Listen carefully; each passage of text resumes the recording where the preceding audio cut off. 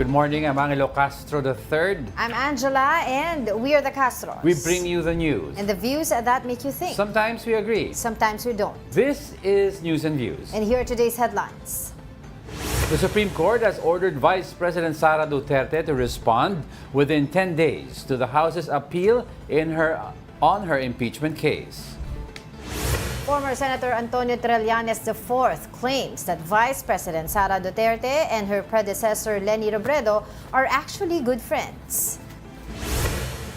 The Philippines and India signs various bilateral agreements following a meeting between President Bongbong Marcos and Indian Prime Minister Narendra Modi. The low-pressure area of Quezon and the southwest monsoon are expected to bring rains to parts of the country today, according to Pag-asa. First in the news, former Vice President Leni Robredo's then spokesperson is dismissing claims that she had a secret alliance with her successor, Vice President Sara Duterte. Here's the report. Former Senator Sonny Trillanes claims that Vice President Sara Duterte has a deep relationship with her predecessor, Leni Robredo. On Storycon, Trillanes said it even influenced the stance of some key opposition figures when it came to the arrest of former President Rodrigo Duterte. During the course of the campaign, sinabi nila na ang position nila sa ICC ay hindi nila i-recognize yung jurisdiction at hindi nila ibibigay si Digong sa ICC kung naging presidente si Leni.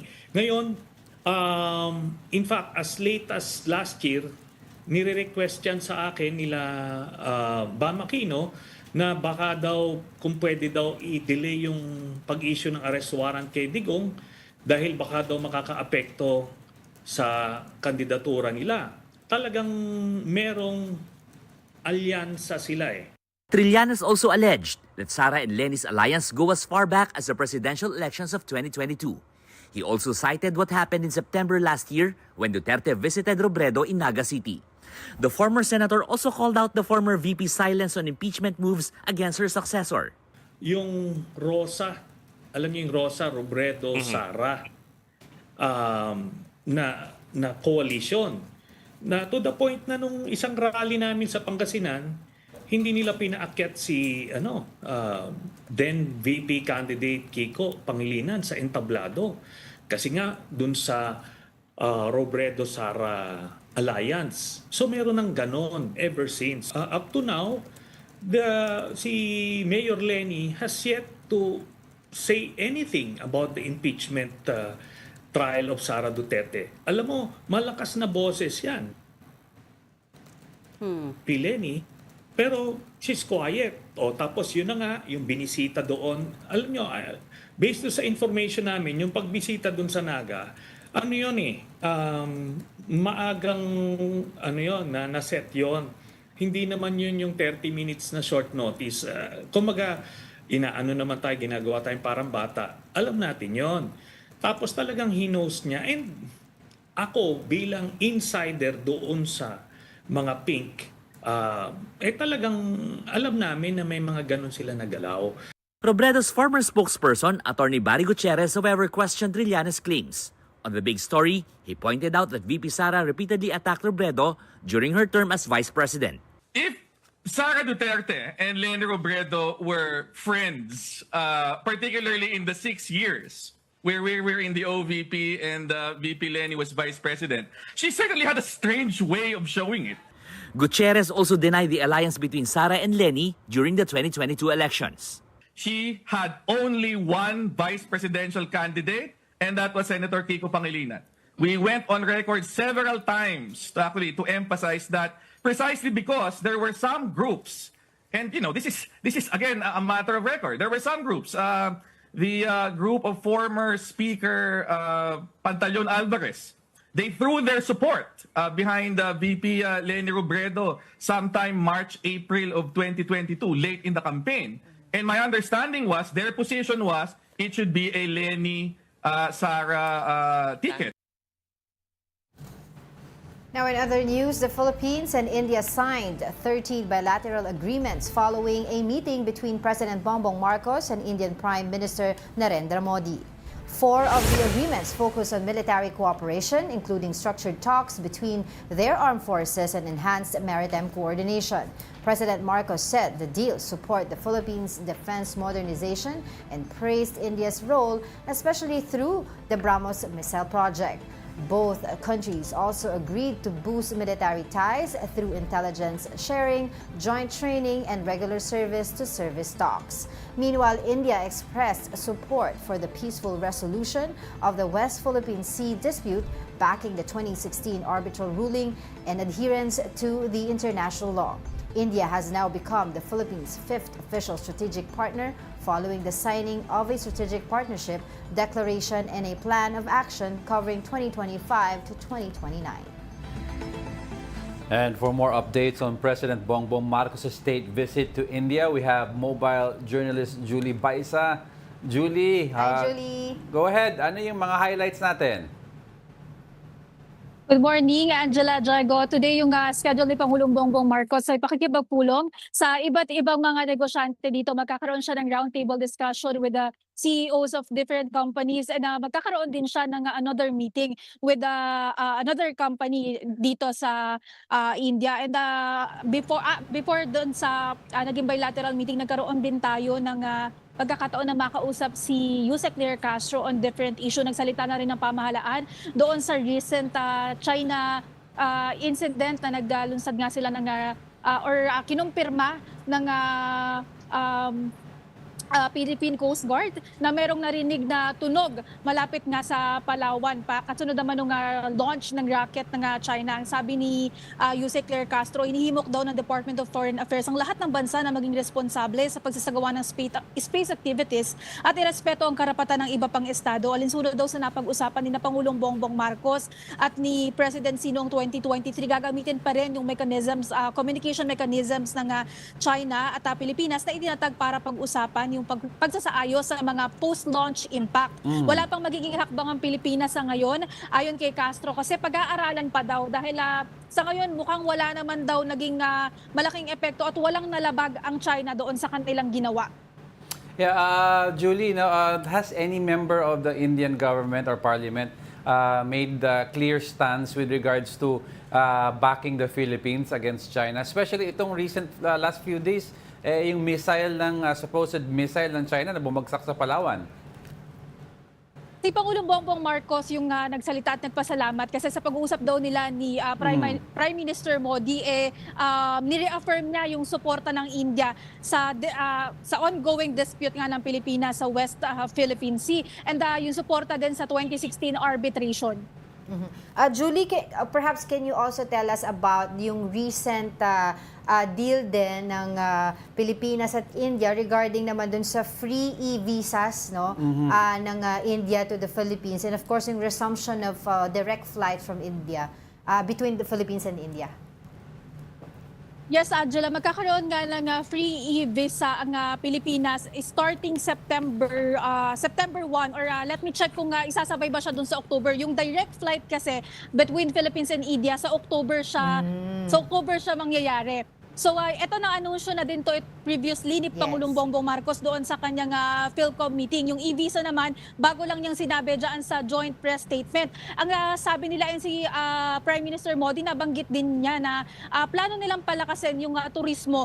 Tayo sa Pilipinas, plano natin na pataasin pa yung mga tourist arrival kasi from 2017, upward yung trend natin, pataas ng pataas yung mga Indian nationals na bumibisita sa bansa.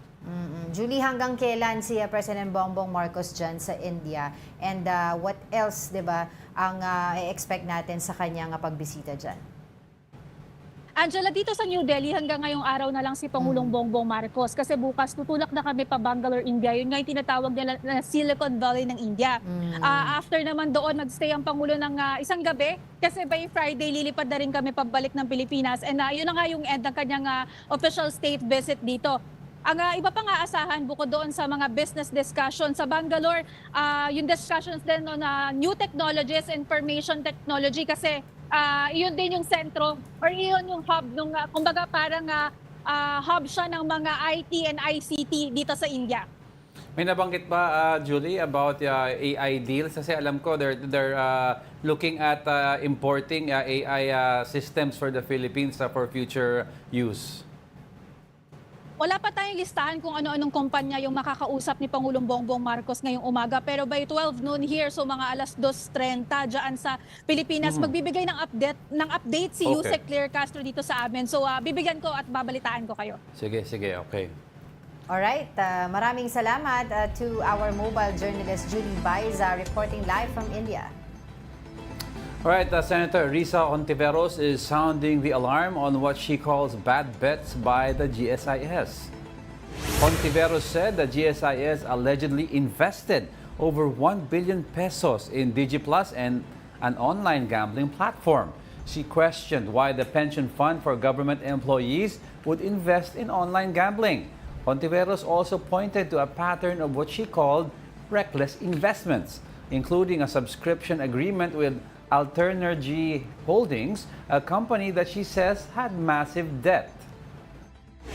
In the first place, what was GSIS thinking?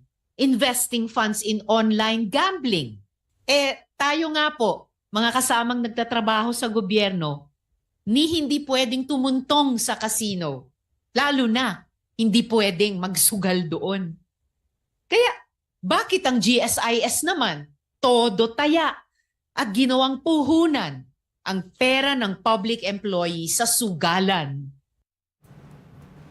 Ako, medyo yung allegation na yan talagang matindihan kung totoo, 'di ba? May mga supporting documents si Senator Risa during her speech yesterday, privileged speech na sa Senate. But we'll see. We're trying to contact, of course, people from the GSIS to get comments, no, from them, Yes, also from their side kung ano-ano tong mga sinasabi ni Senator Risa Ontiveros. And we have to take a look actually kung ano yung guidelines ng GSIS with terms to investing, because they're allowed to invest. They're allowed to invest. But ang I want to know kasi on a personal level bawal, personality level, bawal sila mag-casino. Bawal because casino. pero in terms of investments, we want to see ano yung limitations sila. Kasi ang investment nila, yung duty nila to invest itong mga contributions nga ng kanilang members should be, would meet the requirements of liquidity, safety, or security. And of course, that would lead to the guarantee of course, yung magandang investment para sa mga members. Kasi kasi nung nakikita nila yung isang sinasabi ni Senator Risa, yung Alter Energy yung may debt, massive debt. Oo, may massive debt daw. Yung bakit doon din nag-i-invest. So, yung isa pa yun, tingnan din natin kung ano-ano yung mga maaaring sagot ng GSIS regarding Kasi yung GSIS may mga and most corporations, they have their brokers, their stock brokers there that understand the market. Although a company can be in debt, pero sometimes may forecast sila na nakikita na on an upward trend, aangat yung investment. Kasi kung ikaw investor, hindi ka mag-i-invest sa company na sa taas na. Kasi alam mong bababa na yan eh. So you're looking at something that's from the down going up. But of course, Senator Ontiveros has information that we don't. Yeah, So we'd like to take a look at, ano yung explanation nyo? Why on online gambling? Anong nakita nyo doon? DG Plus, I was looking at it kanina. Itong DG Plus na sinasabi ni Senator Risa Ontiveros na allegedly nag-invest ng GSIS dito. They were offered at the peak of 65.30 per share. Pero ngayon kasi, ang baba na niya, 13.68 na lang siya. So talagang ang baba nung, di ba, yung ang taas ng investment. Tapos ngayon, at that cost, medyo lugi talaga. At tas gambling pa. Usually okay. Online Kasi gambling. ang rule, parang ang basic dyan is at least 5 points sa room of error. So kung 65 ang in-offer sa kanila, okay lang ang drop to 59 or okay ang increase to pero ang problema, 65 to 30, that means pesos. hindi naman ganun ka, anong better word, unintelligent ang broker para hindi makita na ganun kalayo ang dive na pwedeng makita.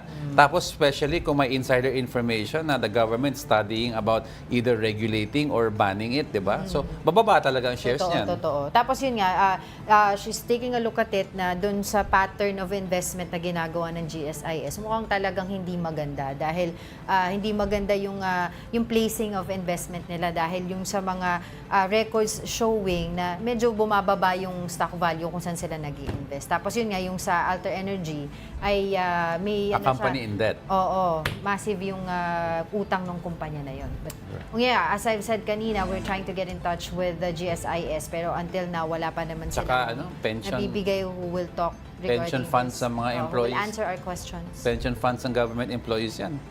Pinaglalaroan nila yan. Oo. Alright, we'll be back with more stories after the break. Keep it here on One News.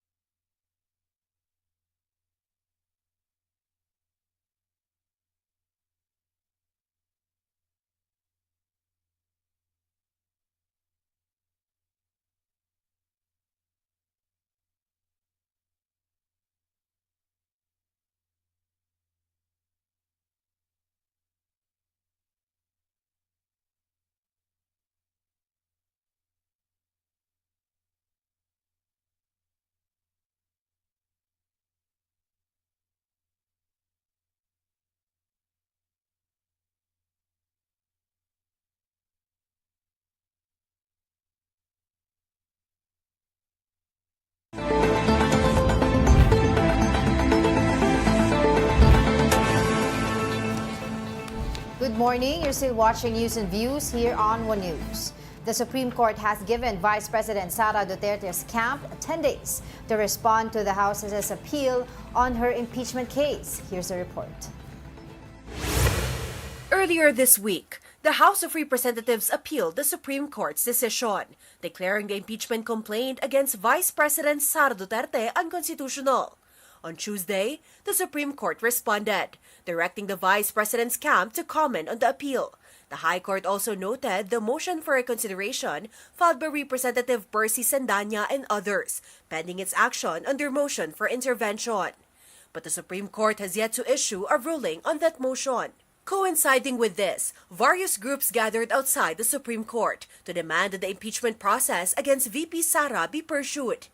According to Kiko Aquino D. of Tindig Pilipinas and nephew of former President Noynoy Aquino, failing to hold leaders accountable sets a dangerous precedent. Dapat talaga magkaroon ng pananagutan. Hindi pwedeng mawala yung proseso ng impeachment. Otherwise, maulit po yung nangyari nung panahon ng diktadura na yung mga matataas na opisyal, wala talagang salbabida yung taong bayan kung sila yung mga abuso.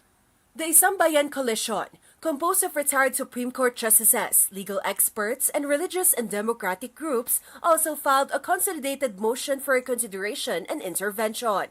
Their appeal for the High Court is to issue a status quo ante-order, preventing the Senate from acting on or dismissing the impeachment complaint. Nakakatawa sa Senado. Noong February 5, ang utos ng Constitution, forthwith. Pero inabot sila ng ilang buwan. Ngayon, wala namang sinasabing forthwith.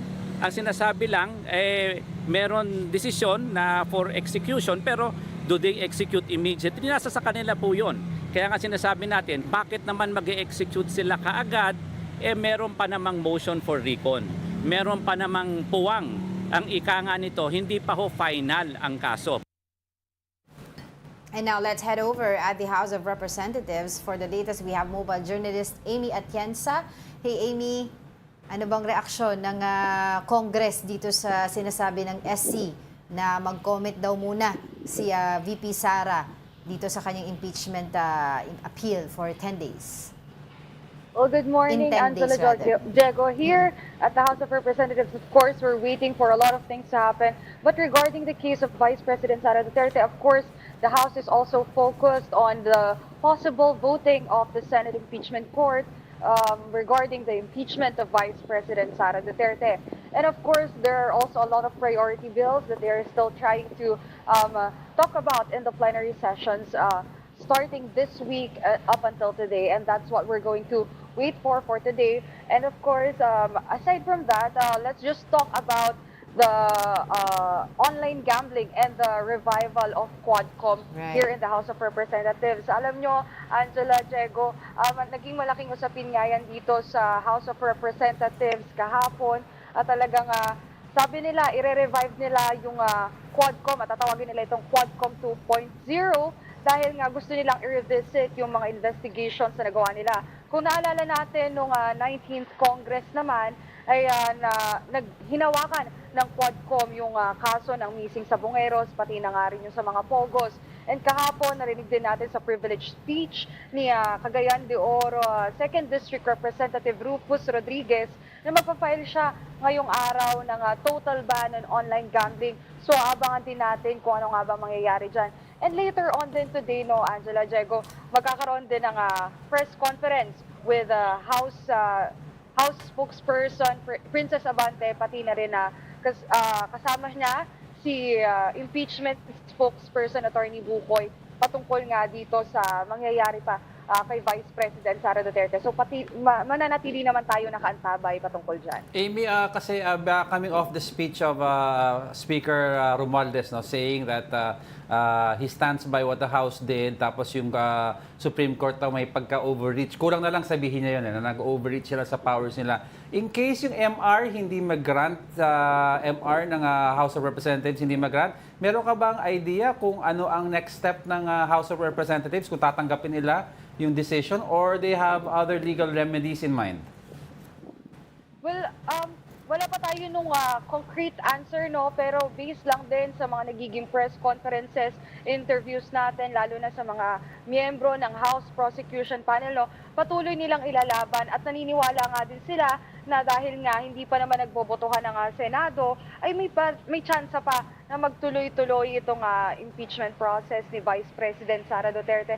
And for sure, most likely ang biggest possibility talaga dyan ay magkaroon sila ng ibang remedy dahil nga pinaglalaban nila na hindi naman daw naging unconstitutional yung proseso nila. Nag-file sila nitong fourth impeachment complaint kung saan nga nakakuha sila ng 1/3 ng pirma ng mga kongresista rito. At yun nga ang rason, yun yung final nilang impeachment complaint. Tsaka pa nila in-archive yung 3 earlier impeachment complaints na final nila. So hindi naman daw talaga na naging unconstitutional or hindi din nila nalabag yung 1-year bar rule na sinasabi dito sa Kongreso at saka na rin ang Supreme Court.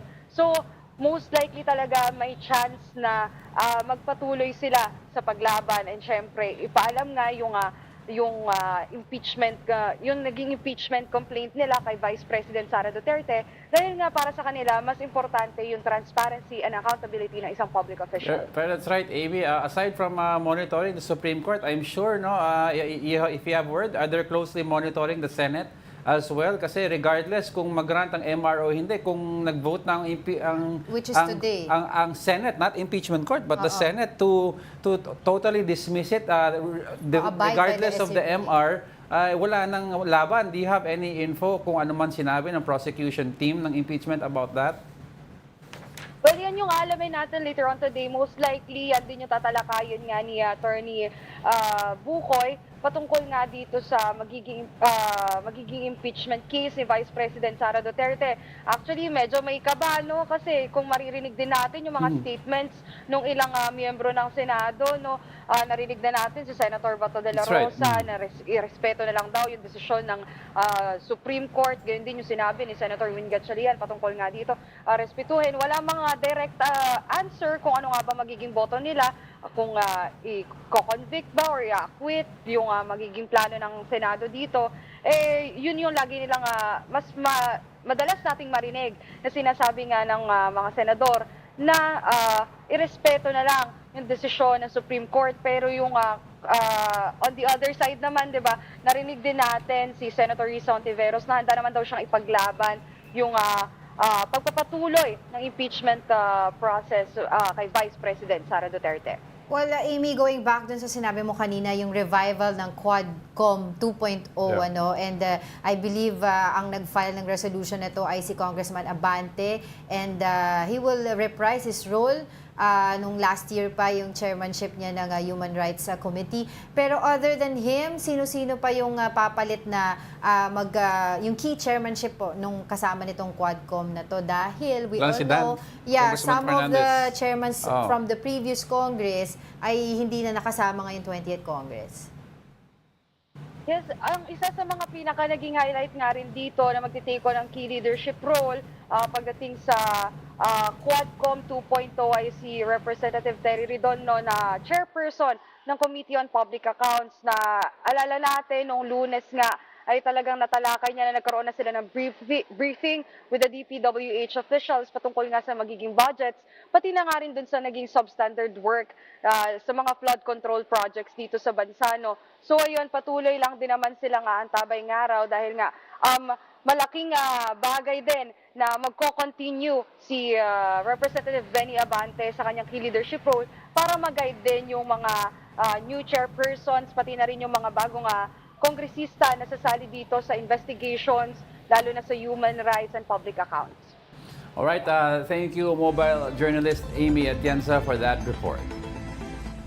Meanwhile, the Senate's trust and performance ratings dipped in the second quarter, tugon ng masa survey by Okta Research. Trust in the Senate fell to 49%, down from 57% in November 2024. Its performance rating also dropped to 47% from 53% previously. Okta notes that many of the respondents were undecided on the Senate's trustworthiness and performance. In contrast, the House of Representatives saw an improvement. Its trust rating rose to 57% from 49%, while its performance rating climbed to 55% from 47%. Now let's get some insights on that interesting development. Yeah, we have Attorney Michael Yusinko of the Ateneo Policy Center joining us again via Zoom. Magandang umaga po sa inyo, Attorney. Thanks for joining us again. Good morning to the both of you, and good morning to all your viewers and listeners. All right, Attorney, let's start off with that recent report that we have. In the last decade or so, it's always been the Senate that has had better trust and performance ratings than the House of Representatives. And it's always been said that the House was the one following Malacanang and ang Senate ang independent. Pero parang ngayon, nag-shift ang perception ng tao. And what do you attribute this to? I think, Diego, it's very clear, no? I think the people saw the inaction of the Senate on the impeachment complaint, no, when it was transmitted to it February 5, no? Because very clearly the Constitution says that they must conduct a trial forthwith. No? Yeah. So I think yung naging very cavalier sila and nonchalant about it, talagang hindi nagustuhan ng taong bayan yon and lost a degree of trust Kaya ganyan ang resulta ng surveys. But before we, just in connection to that, no, Attorney, it's very rare kasi na makita mo ang Senado na ganyan. No? But do you attribute this kasi elections was around the corner, around the time na the impeachment was in play, and all know yung votes ng mga senators are in nature, kailangan niya, it's the whole country ang tinatarget niya, whereas yung congressman per district. So parang wala na masyadong fear ang congressman to tackle a popular political figure because alam nila they only need votes from their district. Yes, that's certainly a fair point, no. But still, no, the reality is because senators run on a national level, syempre yung perception sa kanila is also nationwide, no. And when you see a leader when you see the leader of the Senate acting that way, syempre na-attribute mo yung ganong klaseng attitude dun sa institution itself. So the election, maybe played a big part, no? Pero you can also argue the election produced Senator Bam and Senator Kiko, right? Na naging senador na rin sila after many times of losing elections, no? So I think para sa akin, if you ask me, the survey results that you just reported, I think that can be directly attributed to the inaction on the impeachment complaint last February.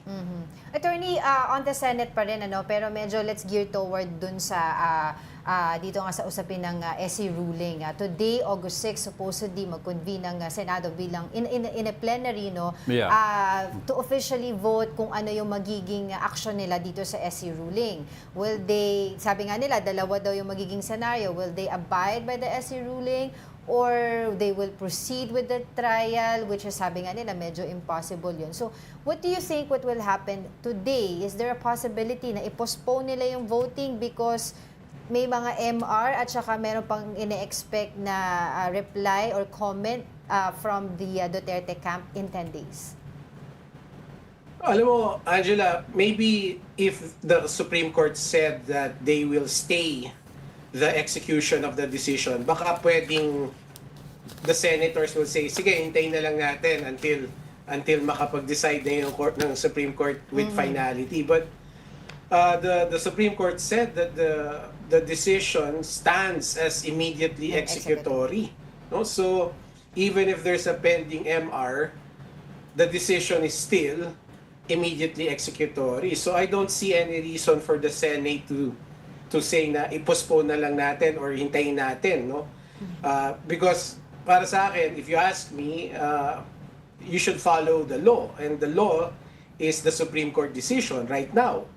So if you're going to defy the Supreme Court decision by saying, sige, hintayin na lang natin or ituloy natin yung impeachment trial, then that's tantamount to saying we are defying the law. Kasi attorney, some legal experts have said while the Supreme Court saying it's immediately executory, but in hindsight also there is a provision for the motion of reconsideration, meaning slow chance, but there is a possibility that the decision made could be overturned. So ang nasa isip siguro ng iba daw senators was, if we decide to outrightly accept it right now and after 10 days biglang i-reverse ng Supreme Court ang pag-iisip nila, how will the optics look for the Senate? What can they do now na totally nabasura na yung impeachment case? Yeah, actually the rules provide that an MR stays the execution of a decision, no? Unless the court says that it does not. So yun yung inaasahan namin marami na kapag nag-MR na, the decision will be stayed, no? Yun ang nakalagay sa rules, eh. Yeah. But the rules also say that unless the court who issued the decision says that it is not stayed. Yun ang sinabi ng Supreme Court, di ba, na the decision is still immediately executory. That means sinasabi na nila that even with the MR, the decision is not stayed or is not stopped from being implemented. Parang so, for a attorney, for a regular person, parang conflicting. Pero in other words, are you saying in the absence of a TRO, kailangan i-accept na mamaya ng Senado ang yung ruling ng Supreme Court?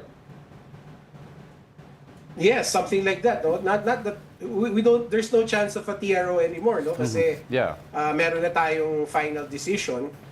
The MR would have, kumbaga, parang stopped the decision from being implemented.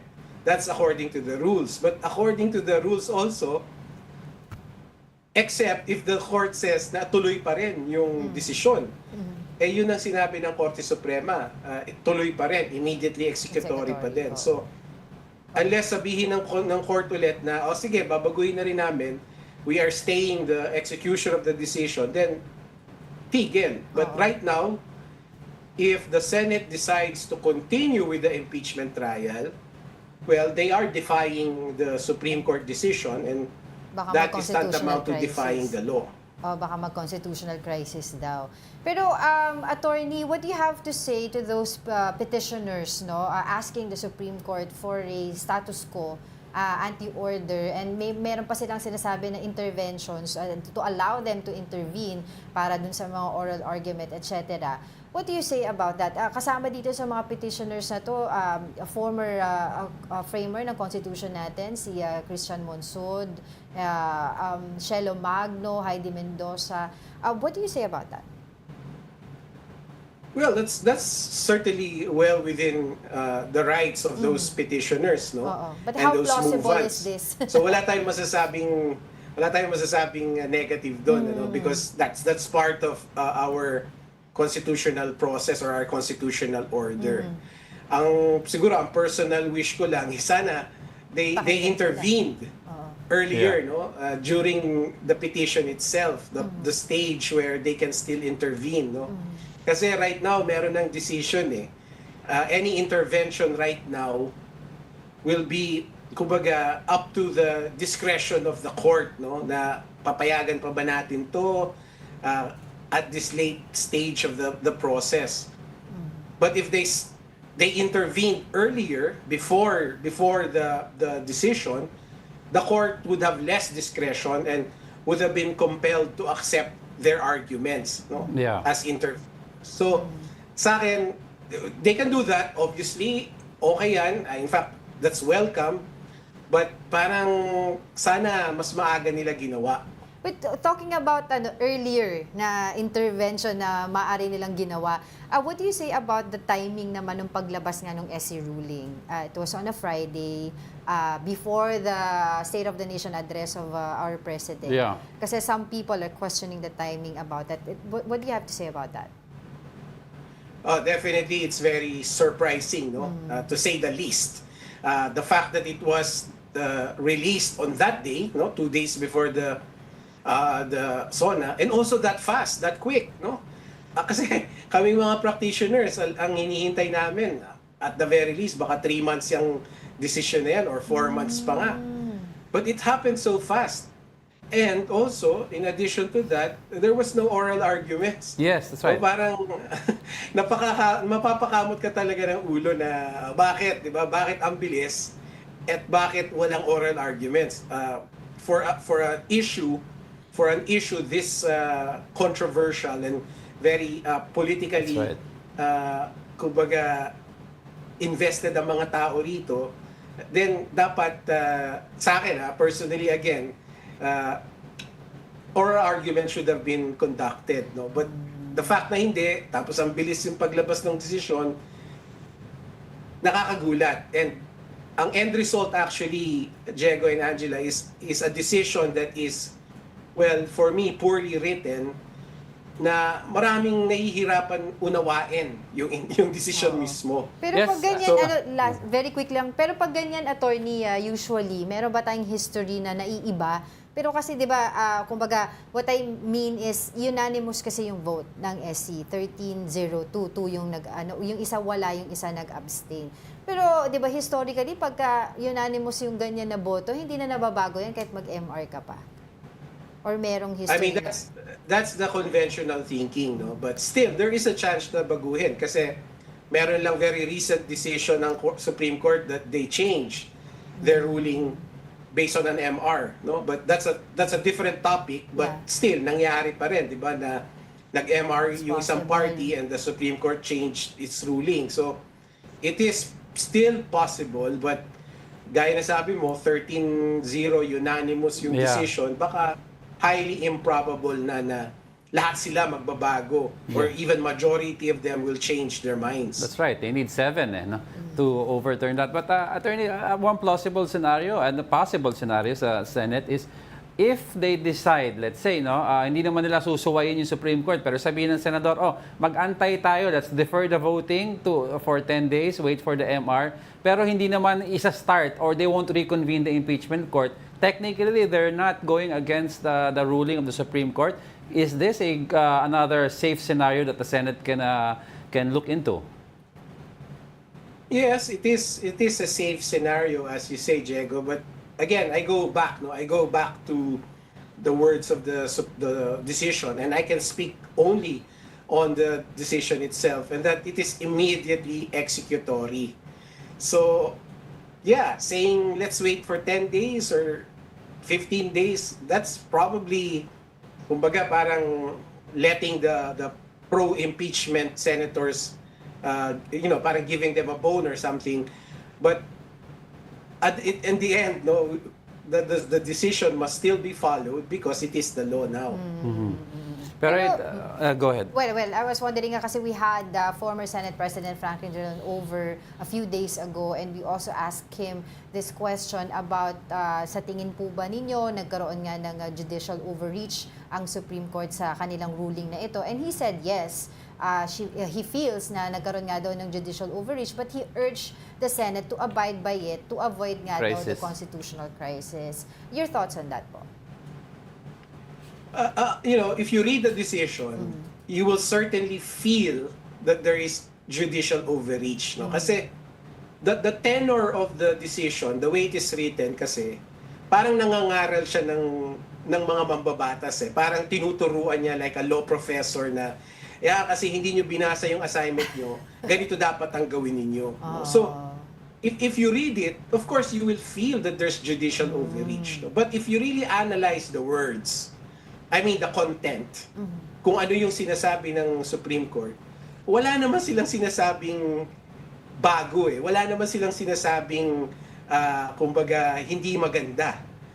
In other words, they are just merely actually regurgitating principles that we already know. It's just the way that it was written kasi, very condescending yung parang sinasabi niya sila mga mambabatas. O yan kasi hindi kayo marunong ng due process, ito ang due process. And supposedly, hindi dapat nakikialam dahil co-equal branches sila on the processes ng each branch of government. Yeah. And finally lang, before we let you go, I'd like to ask, ano yung comment mo sa tono ni House Speaker Martin Romualdez reminding the Supreme Court that they are also impeachable officials?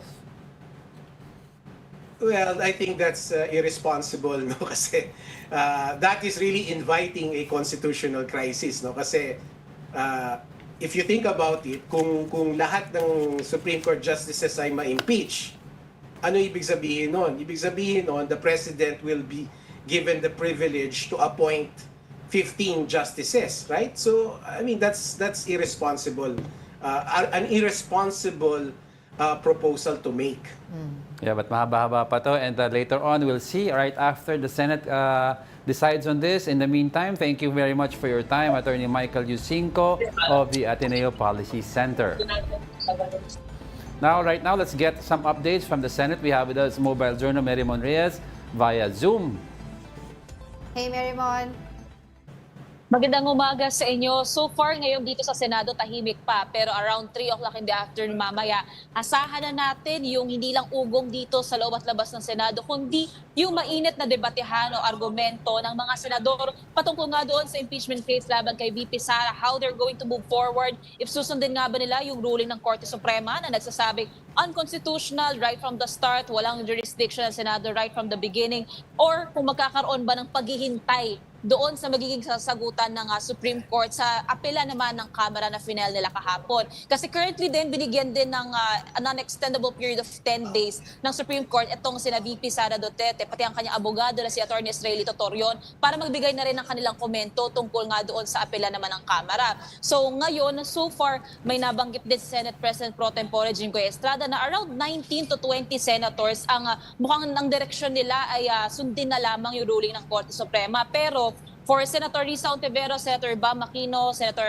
Kiko Pangilinan, and even Senator Tito Soto na nagsabi pumirma doon sa draft resolution nga para sa pagpapatuloy nitong impeachment trial at hindi sinasabi nila is wag daw munang pagmadaliin yung pagboboto kasi nga lalo pa meron ngayong kailangang ikonsidera na motion for reconsideration ng Kamara. Pero ang nasabi kahapon nila Senator Erwin Tulfo, asahan nga raw nila yung mainit na debate between the PDP Laban Bloc and itong panig nila Senadora Risa kasi nagkaroon na nga ng inalot na time ng paghihintay sa kanila. Dapat last week pa itong deciding day nila. Even Senator Rodante Marcoleta nga raw yung may nais na ma-dismiss na itong impeachment. Pero since kailangan daw ng oras o panahon, lalo na para pag-aralan, asahan natin mamaya talaga na mukhang magiging matagal at punong-puno ang mga debate tungkol dito. Sabi naman ni Senator Bato de la Rosa, kung meron daw 20 versus or against 4, magiging mainit daw ba talaga yung debate? Pero para sa kanya, flexible naman daw siya, makikinig daw siya mamaya, pero hindi pa nito nababago yung kanyang katayuan na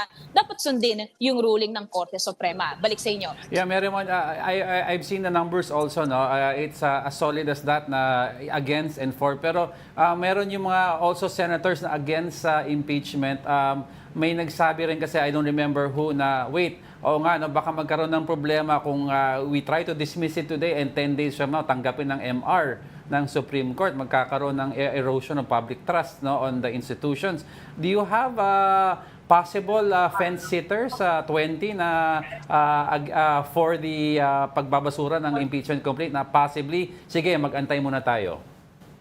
Yung mga nagsasabi na hopefully maghintay muna, pinaka naririnig natin ito mula sa panig nila Senator Bam Aquino and Senator Risa Hontiveros kasi sinasabi nga nila, bakit kailangan pagmadaliin? Lalo pa ngayon na merong kailangan i-consider din na appeal at motion for reconsideration mula sa Kamara. Pero base sa mga nakausap natin, lalo na sa mga lumipas na linggo, etong lalo na ang Duterte Block kasama ang magkapatid na Villar, mukhang ang direksyon talaga nila is sundin na yung pinaka-ruling ng Korte Suprema. At ang sinasabi pa nga dito ni Senator Bato, itong sinasabi ng Constitution, ang final arbiter pagdating sa mga legal or constitutional issues ay ang Korte Suprema. So wala na raw ibang above or supreme doon sa Korte Suprema. Si God nga lang daw ang above dito. So bakit pa raw kailangan pagdebatehan ang mga ito? Pero masabi naman ni Senator Erwin, syempre ang importante raw dito, kahit may boto siya, may boto na rin daw si Senator Raffy na kanyang kapatid, importante raw ngayon na marinig yung pagpapaliwanag ng mga senador kung bakit nga ba ganito yung magiging boto nila. Ito si Senator Bato, ayaw niya raw magsalita para sa iba pang mga miyembro ng Duterte Block, pero para talaga sa kanya, wala na raw.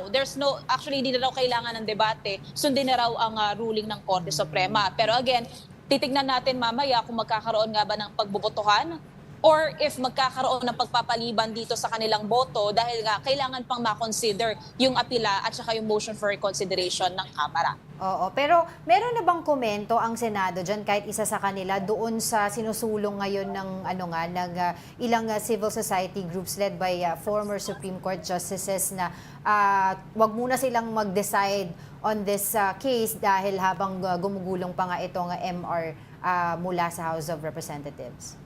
Actually, pagdating nga dito, medyo tikumpay yung at sinusubok pa natin makakuha ng panayam sa iba pang mga senador. Pero ang pinakapare-pareho kasi nilang sinasabi, even sina Senator J.B. Ejercito, Senator Joel Villanueva, na nakapanayam natin itong mga lumipas na araw, ginamit daw talaga nila itong linggo na to para aralin at busisiin. So kasama na rin dyan na kung sakaling ma-raise itong apela at motion for reconsideration ng Kamara, maaari rin daw nilang pagbotohan mamaya kung paano nito maapektuhan yung kanilang moving forward. Kasi ang nasabi din dyan ni Senator Bato kahapon, magkaiba daw, hiwalay raw na usapan itong apela or motion for reconsideration ng Kamara. Sa kanila raw dito sa Senado, kailangan daw nilang lilawin kung paano nga ba nila i-interpret yung naging ruling ng Supreme Court. So pwedeng hiwalay yung usapan tungkol dito sa apela ng Kamara at hiwalay rin yung magiging usapan tungkol doon sa sa kanilang interpretasyon sa ruling ng Supreme Court, or maaaring mamaya altogether pagbobotohan na nila with all these considerations in mind. Kasi bukod din dyan doon sa labas, bago tayo pumasok dito sa Senado, marami na rin ang nakapwestong mga rallyista.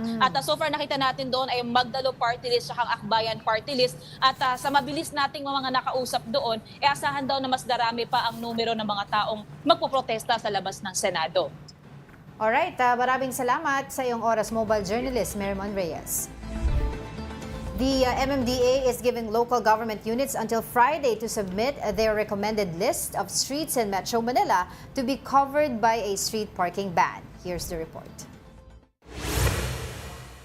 By Friday, the MMDA expects local government units in Metro Manila to submit the respective lists of streets they are recommending for a total or partial street parking ban, as well as those they want exempted from the ban. According to MMDA Chairman Attorney Romando Artes, LGUs are in a better position to determine which streets can accommodate parking and which ones cannot. The lists will serve as the basis for discussions between the MMDA and local officials to determine whether exemptions are reasonable and justified. Artes said that if it were solely up to him, a complete ban on street parking would be better, stressing that roads are meant for passage, not for parking.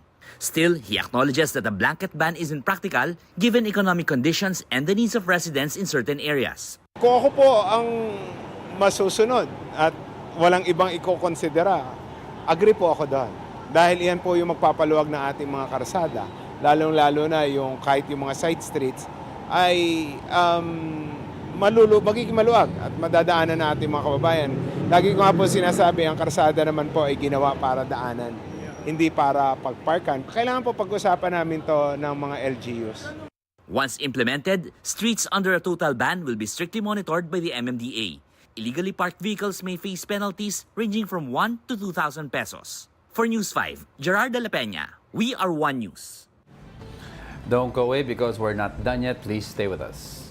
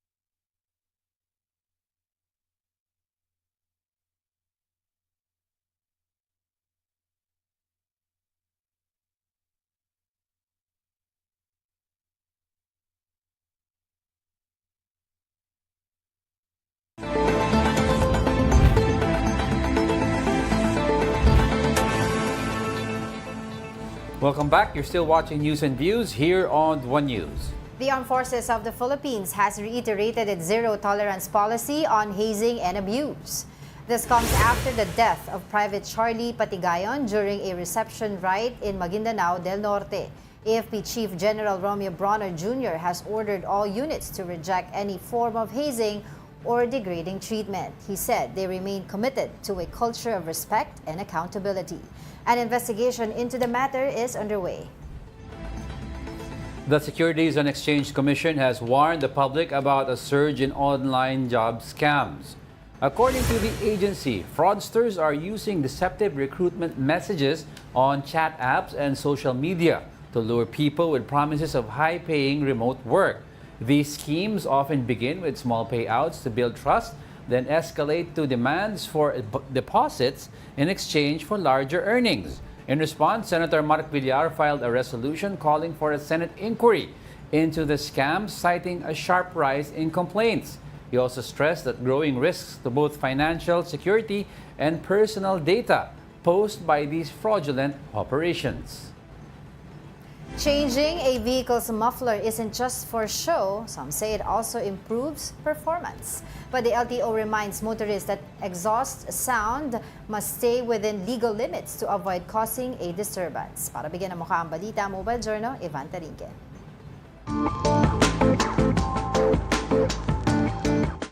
Hindi na mawawala sa rin ang mga sanga nagkalakas sa mga tambutso. Pero marami nalilito.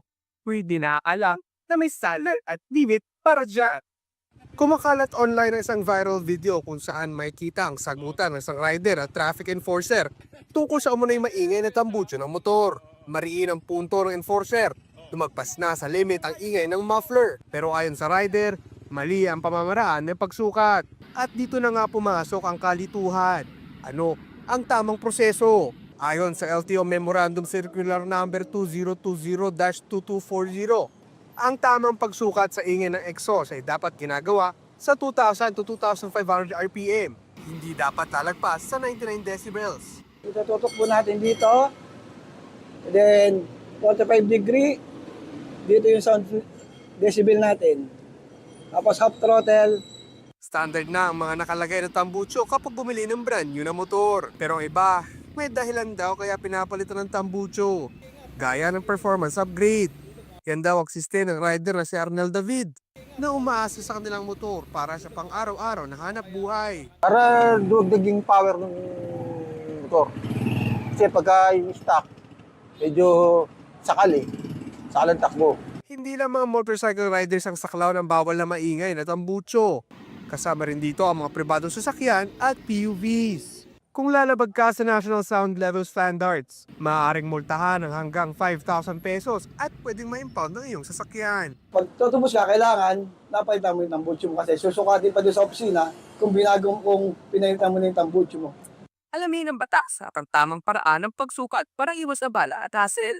Lalapin na amaringan naman sa pagbiyahe ay mangarating sa ating destinasyon. About your neighbor karikipohati, amo ka na balita. A low-pressure area is expected to bring scattered rains and thunderstorms over several parts of the country. Affected areas include Cagayan Valley, Bicol Region, Aurora, Quezon, Marinduque, Romblon, and parts of eastern Visayas.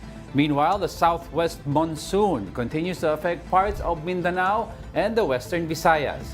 Areas such as the Zamboanga Peninsula, Negros Island Region, Basilan, Tawi-Tawi, Sultan Kudarat, and Sarangani may experience scattered rain showers and thunderstorms. Metro Manila and the rest of Luzon can expect generally fair weather, but localized thunderstorms may still occur.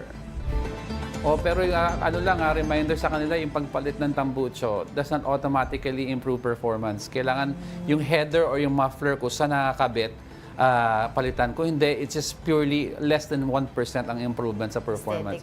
Kasi panahon namin ganun yun eh. Tapos we realized after measuring yung speed, hindi outright pinalitan mo yung tambutso. Ingay lang yan. Kailangan palitan mo pati yung dulo, yung tinatawag na yung converter tsaka yung header. Yung reminder lang kasi ang ingay sa daan eh.